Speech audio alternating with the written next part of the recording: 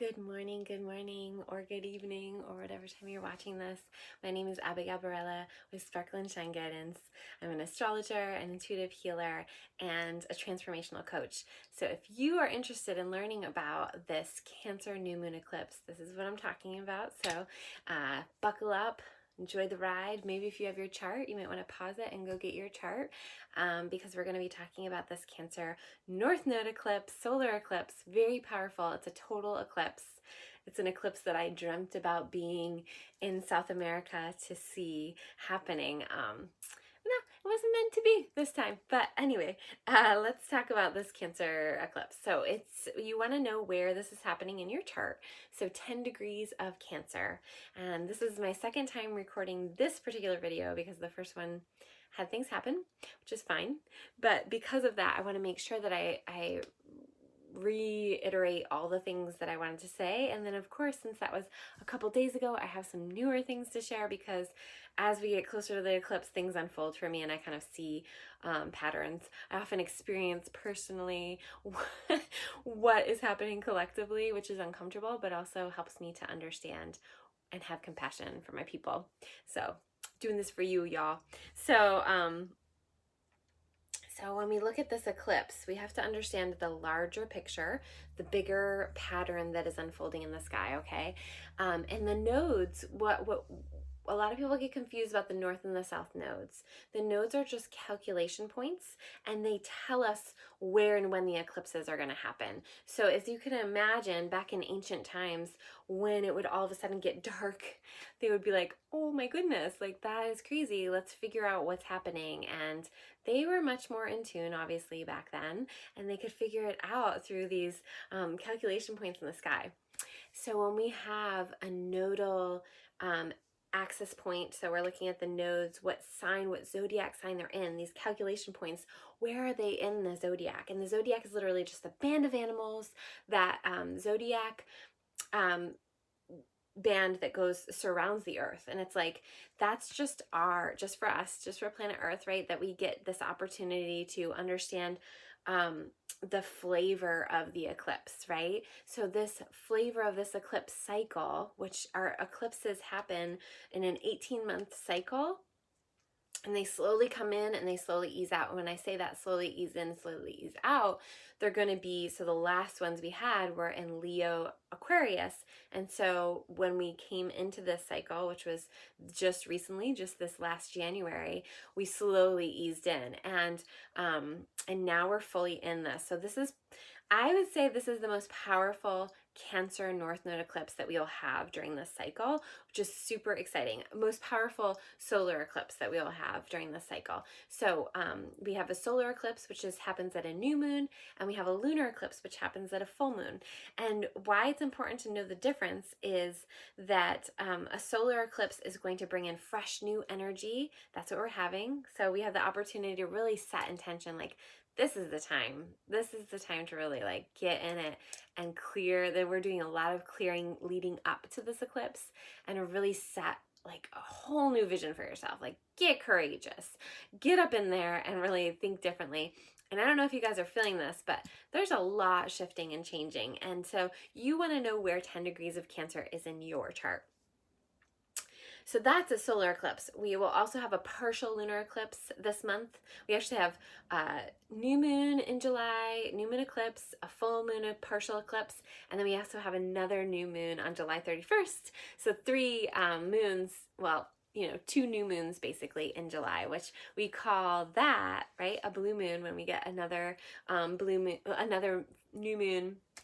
Actually, I think that's when you have 2 full moons. So never mind. I don't know if we have a name for it for new moons, but it's super powerful. That means July is offering us, because we have 2 new moons, it's offering us a really strong potential to start fresh, to move into this energy of the Cancer, Leo, which Cancer and Leo, if you look at archetypally, Cancer is about the moon and Leo is about the sun. Leo is ruled by the sun, Cancer is ruled by the moon.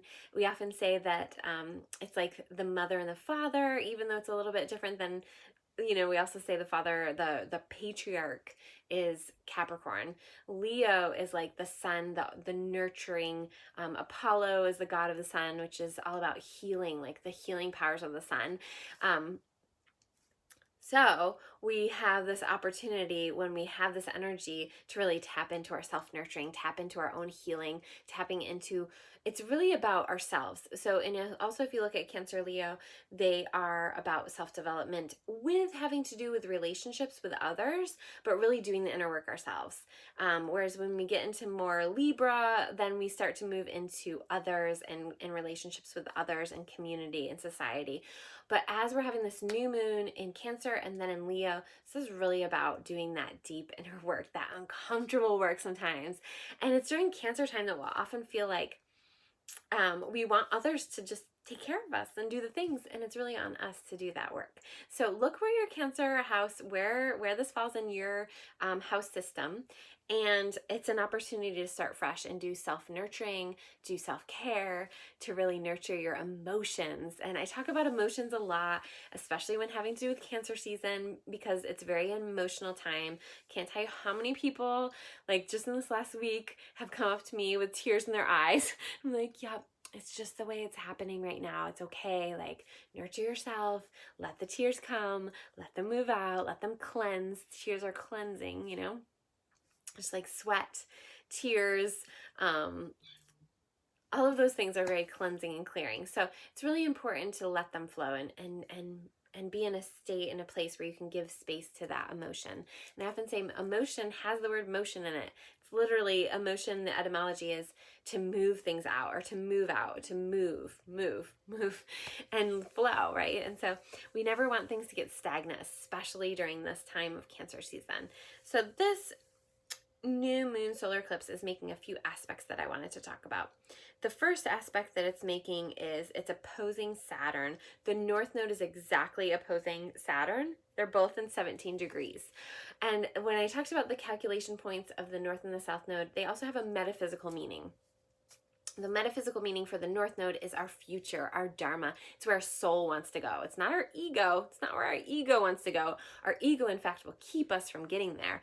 It's where, if we let the soul drive the car, it's where it's going to take us. And often it's the most uncomfortable point in the chart. So when you look at your chart and you look at where your North Node is, you'll often find that there's some uncomfortability there. There's some questioning there. And so when we have the transiting North Node lighting up, it's saying collectively where we're being asked to move into, right? So that's in Cancer. And Cancer is about self-nurturing, but also nurturing others, like really bringing that emotional intelligence in, and also our intuitive sense. It's not so much about logic and numbers and punching the numbers, it's really about the felt sense, like really about the nurturing sense of coming from the earth, coming from the ocean, and really being in tune with those things within our own body and within our own frame of reference.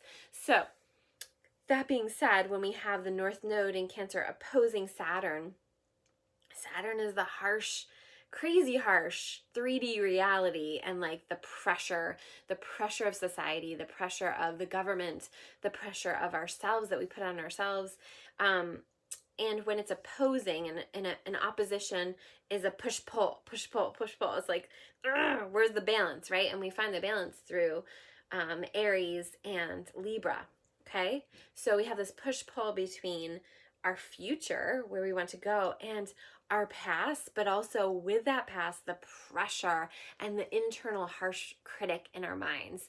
So it's really, really, really vital to look at your shadows at this time. Look at where the patriarch, I always say this, like, where is the patriarch living in your body? What is this telling you? Not from an outside perspective, not from reading the news, from your own inner critic, from your own inner harsh voice about who you are and what you feel and your permission level for feeling those things. So if we're able to just sit with things, if we're able to just let them bubble up to the surface, if we're able to process through writing, if we're able to get the healing work that we need at this time and work with amazing healers that are all out there, then we can really move forward and we can really set this new intention. And we are in the purging period. we are in the purging period of this eclipse, and so letting the things come up so they can move out and we can set fresh new intention. I also mentioned that, you know, so we have the opposition of the North Node and Saturn South Node. Then we also want to look at what's happening with Libra and Aries. And really, this is asking us to lean into Libra, which is, you know, inner balance. It is justice. It is, you know, really caring for each other, but also looking at beauty and our environments and beautifying and those kind of things. Because in Aries we have Chiron. Chiron is the wounded healer.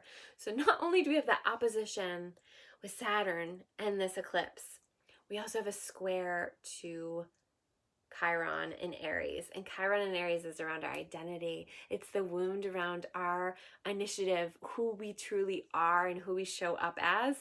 And it's also about our actions and aligning our actions, not with our wounds. No, it's aligning it with the future that we want. Because, right, when we know what we want and we know what we want to feel, we can start to unpack why we're not feeling that way, why we're not there. So this square with Chiron can either take us to our past, right? It's like the square has this opportunity to, our wounds can pull us back into our past, or we can really look at the wounds, we can look at our shadows, we can do that healing work, and we can actually propel ourselves even further. Like, I can't even tell you, you know, this is the whole, like yesterday I saw this amazing double rainbow. And it's this whole thing of like, when the rain comes, when the storms come, we just want to escape. We just want to be like, no, no, no, no, no, no, no. Like, where could I go that's not raining? Like, what could I do to avoid this rain? And this is also like our emotions. Like, when our emotions come up or when we're feeling a certain way, how can I avoid this? How can I feed this in a different way? Who can I, you know, see, or, you know, what drug can I take, or what pharmaceutical can I take to not feel this, you know? And when we can sit with it, right, then the rainbow comes and everything clears, and it's like more beautiful than if we had left, if we had gone somewhere else, go like get out of Dodge. Like, sometimes we really are meant to sit with something and heal it so that, wow, this whole new thing opens up for us and we have so much more potential than we thought.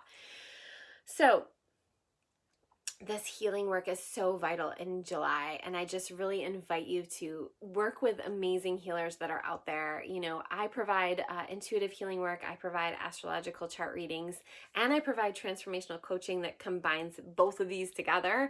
And in July, I still have 2 spaces left to do that deeper but fun, revitalizing work with you. So if you're interested in that, please reach out. But I also want to say that wherever you are, there's amazing healers. And if you feel a resonance with someone, if you feel, you know, inspired by someone, reach out to them. You are so worth this investment. I can't tell you how much people spend, even when they have insurance, on medical bills, on going to the hospital when there's an emergency. And when we look at preventative care, when we look at the energy, everything starts as energy. Literally everything starts as energy, right? So if we have stagnation through trauma, through wounds, that stagnation can build and create something on the physical realm. However, if you're willing to do that work and get in there and do the healing emotional work, it really can make a huge difference in not only your success, but also your physical, mental, and emotional health. So reach out. The last thing I want to say about the transits that are happening is that we have this square between Mercury and Mars is involved in that. They're conjunct each other. So if we weren't having enough action happening, we have that with the square to Uranus, and Uranus is in Taurus. And one of the things is this is an opportunity for better or worse, it can be uncomfortable. Whenever there's a square between Uranus and Mars, I always recommend driving safely, taking good care of your body, being aware of your surroundings, put your phone away when you're driving, like all the things. And with that also is a sudden awakening, sudden understanding of things that you couldn't see before, with Mercury involved. And so a change to our process. We are also moving, we're already in the shadow of a Mercury retrograde that I'll talk about in another video. But this Mercury retrograde that we're going to have is going to go from Leo to Cancer. So there's something still with this Leo energy from this last eclipse season that is still getting infused and downloaded into our system through this Mercury retrograde. It will be happening throughout July, along with Cancer, and Cancer is the nurturing. So it's like the difference between Leo. Leo is the fun play, but also courageous. Also like just like shining and moving forward. Whereas Cancer can be a little bit more reserved and go into their shell and kind of hide away. So when we have this Leo bringing us out during Cancer time, Cancer season, it's really going to be helpful for us and really to be aware of where we've held ourselves back in the past because of fears and really getting the courage to move forward. So I hope that you enjoy this video. If you do, please share it with someone. Please comment below and reach out. I set up a free call if you're interested in working with me. It's just a free curiosity call on my website, which I'll post below. And lastly, just tune back in, subscribe if you want to see more of these videos because I'll be doing a Mercury retrograde video. Have a great day, guys. Bye.